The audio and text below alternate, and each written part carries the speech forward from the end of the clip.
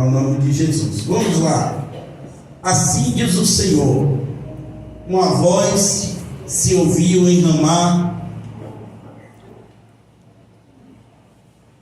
lamentação, choro amargo. Raquel chora seus filhos e não quer ser consolada quanto a seus filhos, porque já não existem. Assim diz o Senhor: reprime a tua voz de choro e as lágrimas dos teus olhos, porque há galardão para o teu trabalho, diz o Senhor, pois eles voltarão da terra do inimigo. E há esperança quanto ao teu futuro, diz o Senhor, porque teus filhos voltarão para os seus termos. Bem ouvi eu que Efraim se queixava, dizendo: castigar-me, e fui castigado. Como novilho ainda não domado, converte-me, e converter-me-ei, porque tu és o Senhor meu Deus. Na verdade que depois que me converti, tive arrependimento, e depois que fui instruído, bati na minha coxa, fiquei confuso e também me envergonhei, porque suportei o opróbrio da minha mocidade. Não é Efraim para mim um filho precioso, criança das minhas delícias? Porque depois que falo contra ele, ainda me lembro dele solicitantemente, porque por isso se comovem por ele as minhas entranhas. Deveras me compadecerei dele, diz o Senhor. Amém. Glória a Deus. Aleluia. Coloque a sua Bíblia no banco, vamos orar ao Senhor. Amém? Amém. Glória a Deus. Querido Deus, em nome de Jesus, tu és o nosso Deus. Neste momento de oração, Pai, nós queremos te agradecer pela tua palavra, para esse nosso tempo, esse nosso dia.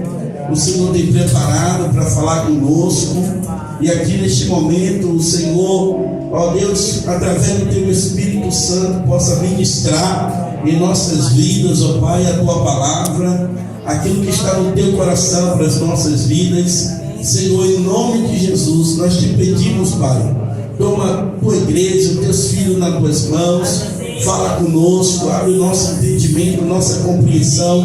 Nós queremos ouvir a tua palavra, e você diz amém. Diga graças a Deus. Sente adorando a Jesus.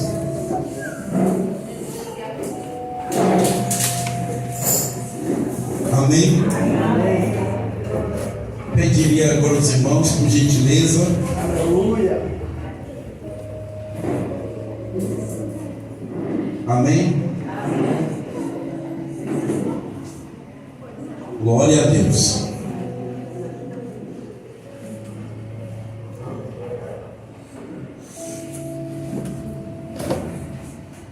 Amém? Pronto. Então vamos prosseguir. Hoje o nosso tema vamos estar ministrando hoje um tema muito interessante. E eu quero já dizer para os irmãos de antemão que esse assunto que nós iremos abordar é um assunto que é discutido já mesmo desde antes de Cristo. Já existiam teólogos que discutiam sobre esse assunto. E já de antemão eu quero te dizer que, longe de qualquer pretensão ou presunção da minha parte, esgotar o debate sobre o tema, nem ser taxativo sobre nada. mas com a ajuda do Espírito Santo eu quero passear em algumas coisas que o Senhor trouxe ao nosso coração para te ajudar ou nos ajudar a compreender esse tema, esse assunto que é de extrema importância para nós. Então nosso tema hoje é Teodiceia. Amém? Amém. Vamos lá, repetindo 3 para os irmãos já entrar aqui na palavra e não sair mais. 1, 2, 3. Teodiceia. Pronto, Teodiceia. Quem já ouviu essa expressão aqui antes? Levanta a mão aí. Quem já ouviu essa palavra antes? Então vamos lá, né? Glória a Deus. Vamos para a definição. Quando nós falarmos sobre o tema, nós vamos falar sobre a definição. Teodiceia é um tema clássico na filosofia e da teologia, que busca justificar a bondade e a justiça de Deus diante da existência do mal. A palavra vem do grego Theos, que quer dizer Deus, e Tike, que quer dizer justiça, ou seja, significa literalmente justiça de Deus. Amém. Então, Teodiceia quer dizer justiça de Deus. Mas essa justiça de Deus, essa Teodiceia, ela vem nessa abordagem de tratar o mal, tratar a existência do mal, tratar a existência do sofrimento humano, tratar a existência dessas situações, das calamidades, de coisas que acontecem que muitas das vezes não conseguimos explicar. Existem muitas dúvidas, muitas coisas param em nossa cabeça sobre algumas questões, como conciliar a existência de Deus e algumas coisas que nós passamos nessa terra, nessa vida. Então a proposta hoje é de estarmos discutindo sobre isso. A proposta hoje é de estarmos falando sobre esse tema. Teodiceia, justiça de Deus, diante da existência do mal. Então, o mal nós reconhecemos, nós não queremos aqui também anular, não existe o mal, mas vamos hoje aqui, com a ajuda do Espírito Santo e com a sua atenção, falarmos sobre esse tema tão importante. Vamos lá. A introdução.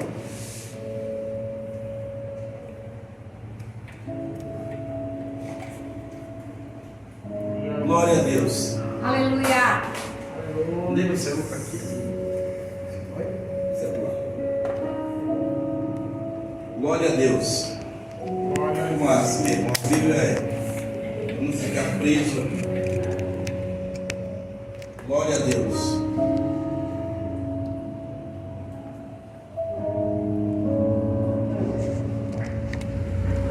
Vai dando glória aí que funciona. Aleluia, Deus. Aleluia. Glória. Deus seja louvado. Pronto, olha aqui para mim. A Teodiceia nasce na tentativa de responder a famosa questão. Tem um moço chamado Epicuro. Ele é do século 2 a.C. Esse moço já, olha o tempo, no século 4. Olha o tempo que existe esse questionamento desse homem. E ele faz as seguintes colocações. Olha que coisa interessante. Ele que escreveu: se Deus quer eliminar o mal, mas não pode, Ele não é onipotente. Se pode, mas não quer, Ele não é bom. se pode e quer, de onde vem o mal? Olha as questões que ele aborda. Eu vou repetir para os irmãos entenderem.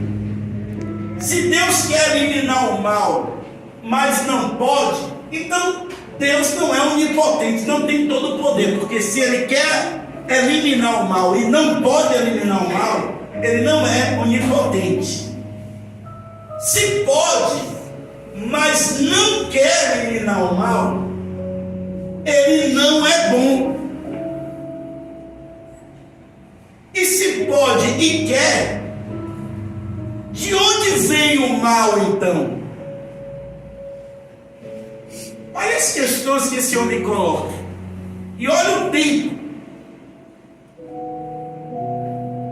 Aí olha aqui, Romanos capítulo 8, verso 18. Eu separei esse texto para a gente começar a discutir. Porque tem para mim, porque para mim tem por certo que as aflições desse tempo presente não são para comparar com a glória que há de ser revelada. Aleluia! Glória! Então esse homem ele traz algumas questões sobre a presença de Deus, o conceito que nós temos de Deus e a existência do mal.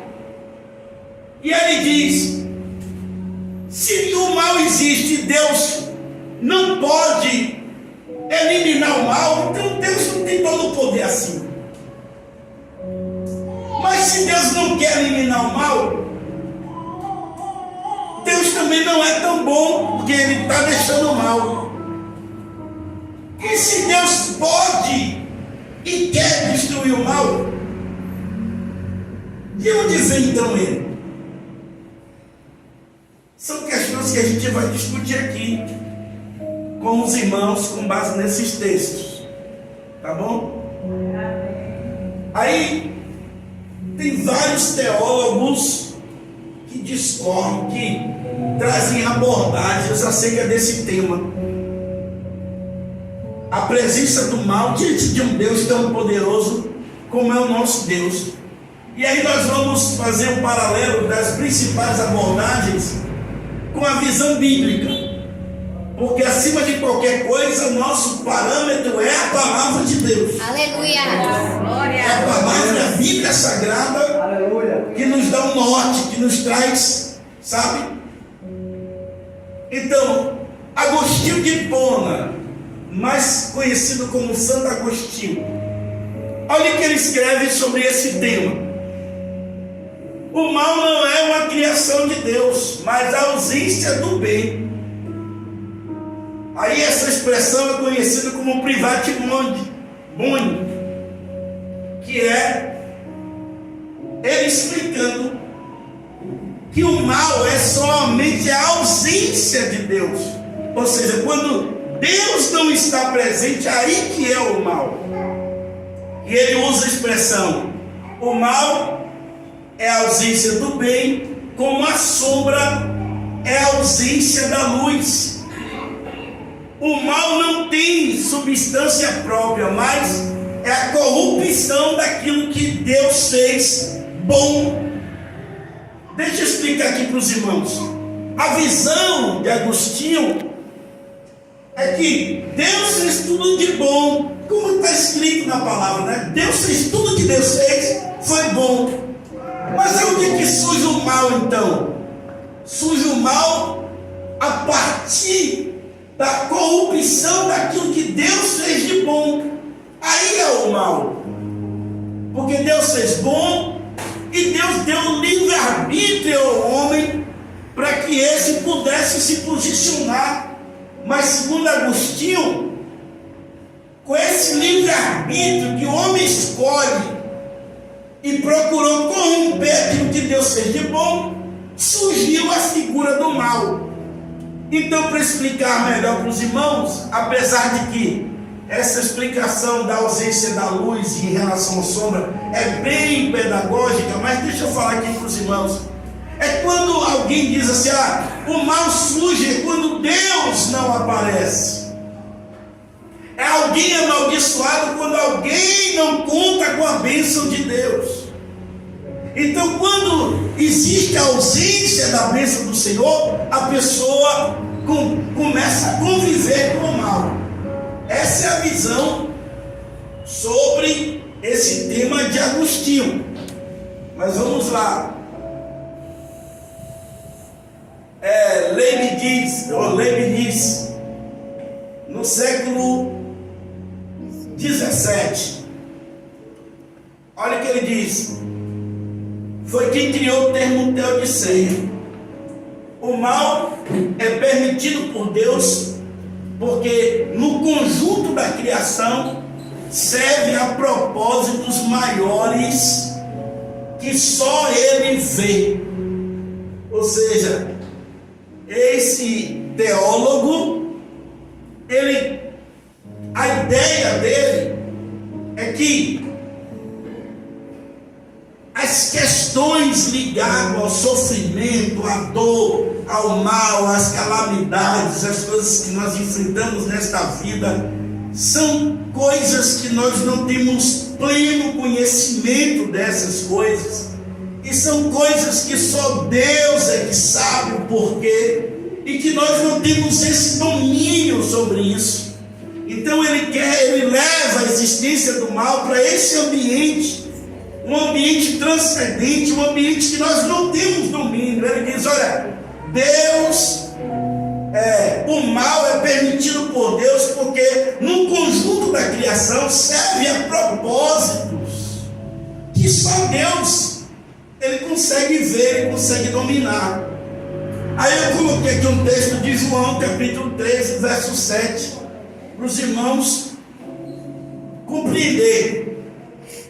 Aqui é o texto onde Jesus disse para os seus discípulos: o que eu faço não sabes tu agora, mas tu saberás depois. Amém. Glória a Deus. Então, Glória a Deus. esse teólogo, ele pegou essa expressão dessa falta de conhecimento que nós temos aqui sobre algumas coisas, e quis ficar nesse ambiente. Olha, tem coisa que acontece que nós não temos resposta, tem coisa que acontece que nós não temos domínio, nós não sabemos o porquê, e nós entendemos, segundo a visão dele, que só Deus é que sabe o porquê das coisas. Mas vamos prosseguir para ver se essa visão é uma visão que tem respaldo na Bíblia ou não. Tomás de Aquino: o mal é um bem menor, relativo, necessário para a harmonia da criação.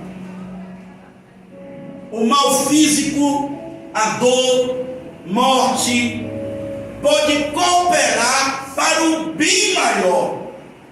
Segundo Tomás de Aquino, a existência do mal é utilizada ou surge na sua vida para favorecer, para nos levar para um propósito maior. Eu até coloquei aqui Romanos 8, 28. Sabemos que todas as coisas contribuem juntamente para o bem daqueles que amam a Deus, daqueles que são chamados segundo o seu propósito. Aleluia. Glória. Então nós entendemos, segundo a visão de Tomás de Aquino, que o mal existe para nos levar. Isso aqui ele aborda tudo, tanto dor quanto morte, quanto calamidades, catástrofes, qualquer coisa. Ele diz que o mal é uma situação menor. Por quê? Aquilo que o mal gera é o resultado mais positivo, segundo a visão dele, que é importante ter o mal, mas também nós ficamos questionando algumas coisas. Por exemplo, existe um jargão no meio evangélico que nós entendemos que quando nós estamos passando pela prova, é esse momento que nos apegamos com Deus, não é assim? Quando está tudo bem, quando está tudo tranquilo, aí o crente meio que relaxa. Mas é o caldo engrossar, é a situação apertar, as pessoas correm logo para Deus. Mas do outro lado também é verdadeiro, vocês aqui concordar comigo, que tem pessoas que quando acontece alguma coisa na vida dele ou dela, ela se frustra, ela fica decepcionada, ela diz que nada, eu passei tanto tempo de crente, agora, sabe, eu não quero mais saber de igreja. Ao invés dela se apegar com Deus, não, aquele sofrimento, aquela circunstância que a pessoa passa, ao invés de atrair a pessoa até Deus, afasta a pessoa de Deus. Ah, Deus poderia me livrar disso aqui, Deus poderia, enfim, começa a trazer e usar isso aqui como elemento para frustração e distanciamento do Senhor. Vamos prosseguir. Irineu, século II, diz assim ele, na visão dele: o mundo não foi criado perfeito, mas em processo de aperfeiçoamento. Ele continua dizendo: o mal e o sofrimento têm função de amadurecer o ser humano, forjar caráter, fortalecer a fé, segundo Irineu. E aí coloquei o texto de Tiago, capítulo 2 e o verso 4. Vamos ver o que é que tem nesse texto aqui. Meus irmãos, tende grande alegria quando enfrentardes várias tentações, sabendo que a prova da vossa fé opera a paciência. Tenha, porém, a paciência sua obra perfeita, para que sejais perfeitos e completos, sem faltar coisa alguma. Aleluia. Glória a Deus. Glória a Deus. Então Irineu, ele diz: olha, o homem foi criado ainda no seu estágio imperfeito, e através da dor, da luta, da prova, do sofrimento, Deus começa a forjar o caráter, trabalhar esse homem, trabalhar essa mulher, amadurecer ele, amadurecer ela. E Deus, através do processo, Deus, ele, sabe, aperfeiçoa a obra que ele começa na minha e na sua vida, que ele começou na minha e na sua vida. Eu só faço uma observação: Deus, tudo que Deus criou foi bom. E o homem foi criado no seu estado perfeito. Foi o pecado no Éden que, sabe, que trouxe a natureza adâmica para o homem, certo? Mas vamos lá. Acabando os comentários desses teólogos, deixa eu só fechar aqui para os irmãos, que cada um deles falou uma coisa semelhante à sua visão acerca da existência do mal, do sofrimento, da dor, explicando, né, como é que, se Deus está, se Deus existe, por que nós sofremos? Cada um trouxe uma visão para que serve a dor, enfim, trouxe alguns comentários. E nós podemos pegar um pouquinho de um pouquinho de outro e fazer um pacote para que nós venhamos compreender. Já digo para os irmãos que o tema é polêmico e longe, não é em 1 hora, em 2 horas de uma palavra que nós vamos ter condições de esclarecer algo que é tão complexo, né? Então vamos lá. A origem do mal. Segundo a Bíblia, o mal moral nasceu no coração de Satanás desde o princípio. Segundo a Bíblia, quando você estuda a palavra, você vai perceber que o mal nasceu no coração de Satanás, ainda quando ele estava na presença do Senhor, como querubim ungido. Aí eu coloquei aqui alguns textos, Isaías capítulo 14, verso 13, só para que os irmãos entendam. Isso aqui é uma referência ao inimigo, a Satanás. E aí o profeta Isaías diz: Tu dizias no teu coração, está falando de Satanás: eu subirei ao céu, acima das estrelas de Deus, e exaltarei o meu trono, e no monte da congregação me assentarei aos lados do norte. Então, essa referência a Satanás, como ele se envaideceu, o próximo texto vai clarear mais um pouco para os irmãos. Quando ele se envaideceu, ele disse: eu vou botar o meu trono acima do trono de Deus.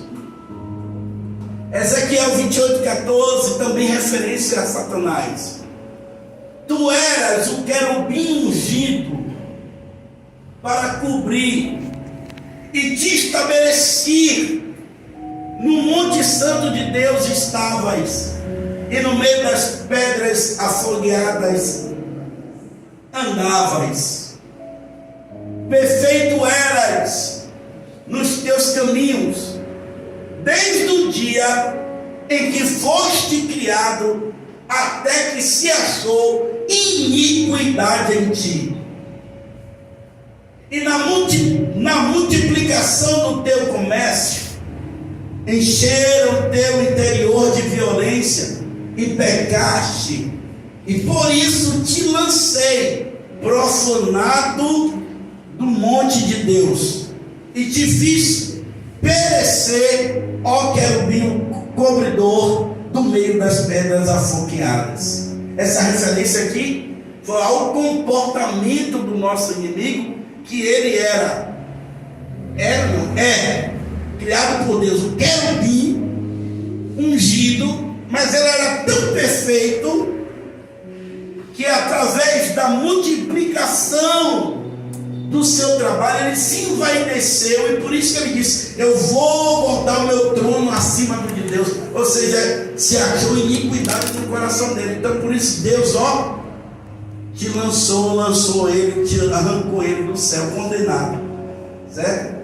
João 8:44 diz assim: vós tendes por pai ao diabo, e quereis satisfazer os desejos do vosso pai. Aí olha a expressão de Jesus: ele foi homicida desde o princípio, e não se firmou na verdade, porque não há verdade nele. Quando ele profere mentira, fala do que lhe é próprio, porque é mentiroso e pai da mentira. Aqui ele está falando sobre Satanás. Então olha a expressão: ele foi homicida desde o princípio, certo? Vamos lá. Ainda na origem do mal, as escrituras nos declaram que o mal moral, a malícia, surgiu na terra entre os homens na queda, lá em Gênesis capítulo 3. É todo o capítulo 3, não precisa colocar para os irmãos já conhecem. Então, no Éden, os irmãos conhecem quando o homem caiu na tentação e pecou. A partir dali é que a natureza humana foi corrompida, foi contaminada pelo pecado, e o homem passou a ser pecador. E segundo o apóstolo Paulo, um homem só pecou, e todos os homens se tornaram pecadores através da ação dele, da desobediência lá do Éden. Então a origem do mal moral, da malícia, foi lá no Éden. Vamos lá. Soberania divina. Isaías 45:7, o texto diz assim: eu formo a luz, crio as trevas, eu faço a paz, crio o mal. Eu, o Senhor, faço todas essas coisas. E por que eu trouxe esse versículo e fiz questão de transcrevê-lo aqui? Para dizer algo para os irmãos. Essa expressão que Isaías, profetizando, declara que Deus criou o mal. a soberania divina. O versículo enfatiza o poder e o controle absoluto de Deus sobre todos os aspectos da criação, incluindo a luz, a escuridão, a paz e as adversidades. Então, quando a palavra de Deus diz assim que Ele cria, se você for olhar o contexto de Isaías 45, você vai entender que Deus está no comando de todas as coisas, até mesmo das adversidades. E quando Ele diz assim, eu crio o mal, não é que o mal saiu de Deus. Ele quis trazer a ideia de que o Senhor está no controle de todas as coisas. No controle de todas as coisas. Vamos ainda.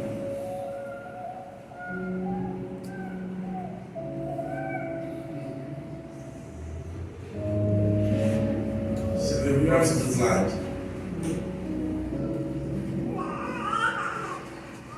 Glória a Deus.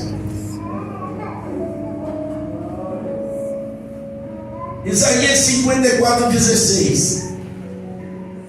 Eis que eu criei um ferreiro que assopra as brasas do fogo e que produz a ferramenta para a sua obra.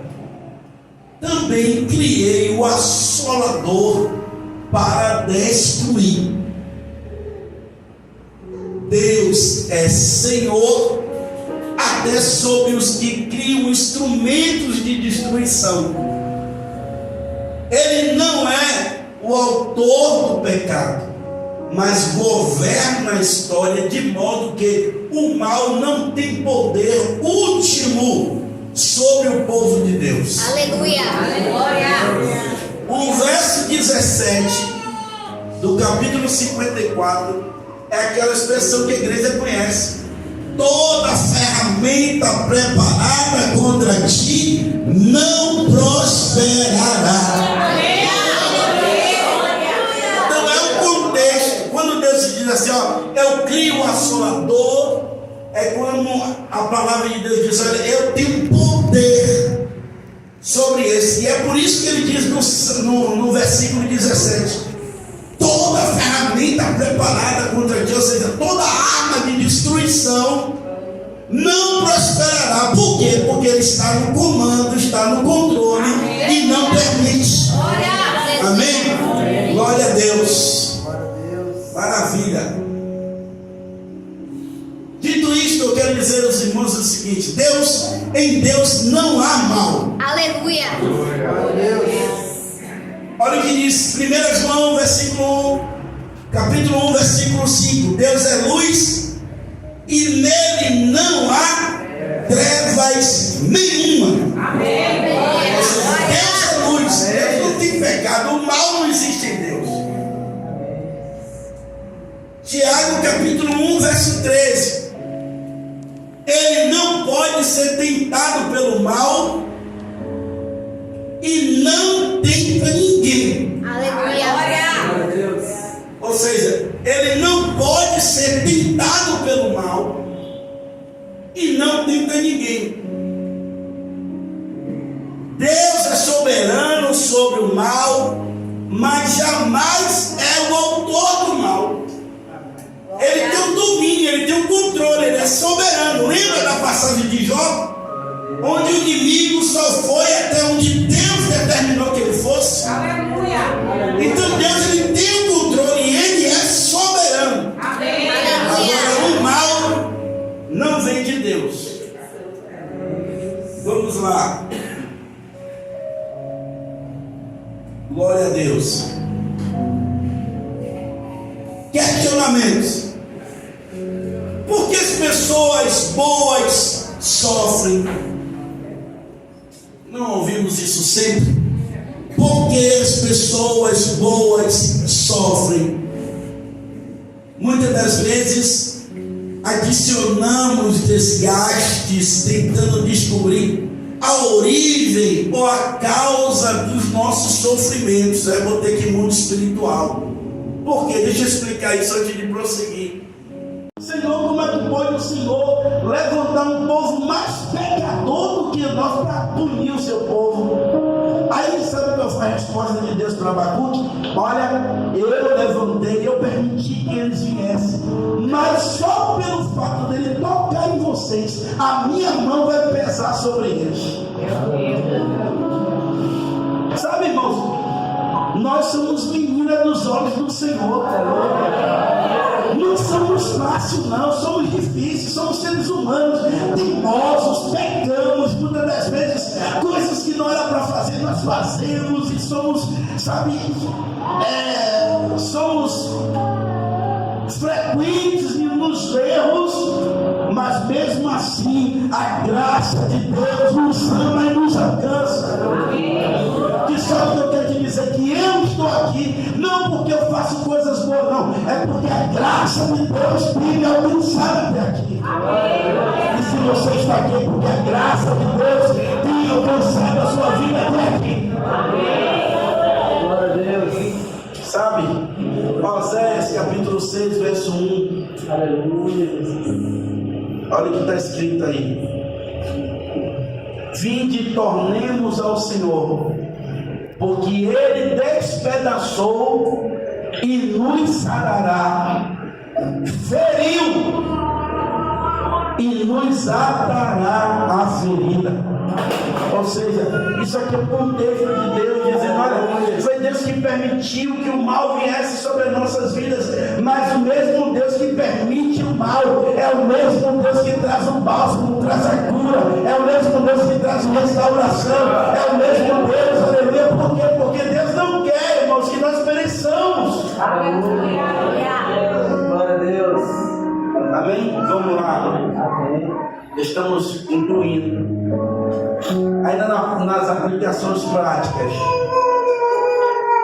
Confiar em Deus mesmo sem entender tudo. Provérbios 3, de 5 ao 6. Confiar em Deus mesmo sem entender tudo. Responder ao mal com bem. Romanos 12, verso 21. Nós não podemos pagar o mal com o mal, temos que pagar o mal com o bem. Ver o sofrimento como uma oportunidade de crescimento espiritual. Tiago capítulo 1, versos 2 a 4. Que todo sofrimento, todas as situações difíceis que nós passamos, toda luta tem uma oportunidade para você crescer espiritualmente e amadurecer no reino de Deus. Sabe? Eu não quero, irmãos, estar aqui trazendo flores para o seu sofrimento, não, porque sofrimento é sofrimento. Se não fosse assim, não seria o nome sofrimento. Mas, segundo a palavra, todo sofrimento é uma oportunidade para você crescer e avançar. E viver na esperança da vitória final sobre o mal. Foi o texto que nós lemos em Apocalipse capítulo 3, verso 5. Vamos lá. A cruz é a maior resposta de Deus ao problema do mal. Aleluia. Vou repetir. A cruz é a maior resposta de Deus ao problema do mal. O mal pior, a morte do justo, a morte de Jesus, produziu um maior bem que a salvação de todo mundo. Aleluia. Então foi isso que aconteceu. Jesus é a personificação desse ato de Deus, de como lidar com o sofrimento. Através de suas pisaduras, através de suas chagas, nós recebemos a cura e a salvação. Então, Jesus sofreu um mal maior para também gerar, através do seu sofrimento, uma salvação também maior. Então entenda, às vezes você está passando pelos seus processos, pelos seus perrengues, entenda. Em vez de você ficar procurando causas justificativas, não, apresente a Deus as suas dores. E peça para o Senhor te avance em nome de Jesus. E concluindo, Glória a Deus. o versículo que nós falamos muito, né? Mas pouco nós vivemos, porque quando nós estamos na pele, o que é bom está na boca, mas o correto é você viver na pele esse versículo. No mundo tereis aflições, mas tem uma coisa, tem bom ânimo. Aleluia. Eu botei bem grande aqui, ó. Eu venci Jesus. Glória. Amém? Se ele venceu, você também vai vencer. Essa é a mensagem. Amém? Pode estar difícil como for, pode ser a aflição que for, mas se ele venceu, nós também venceremos em nome de Jesus.